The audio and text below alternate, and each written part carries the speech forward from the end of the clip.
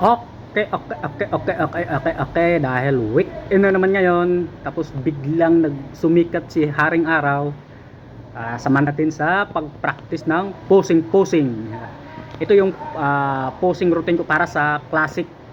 Wala na yung side tricep at saka lat spread. Tinanggal ko na yung lat spread kasi sa classic wala naman yun eh.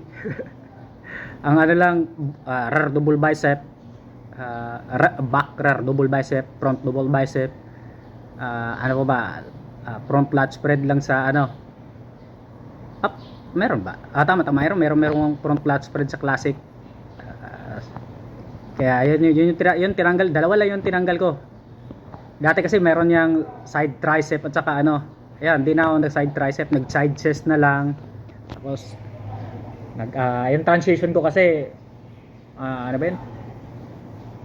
Bago mag back double bicep, tapos 3/4 na yung ano ko nito yung Arnold Schwarzenegger style na 3/4. Para marami nagpapasikat diyan sa 3/4 na yan, pero si Arnold kasi yung mas kilala eh, kaya yun naman yung banggitin natin dyan. Yun yung siya talaga yung nagpasimuno niyan eh.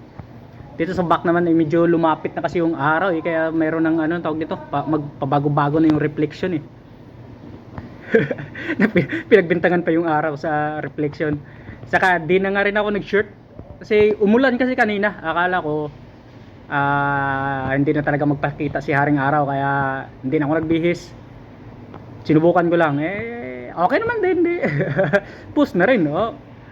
Yan yung sinasabi kong Arnold style, pero mas maganda yung kay Arnold kasi maganda yung arms niya at saka shoulder.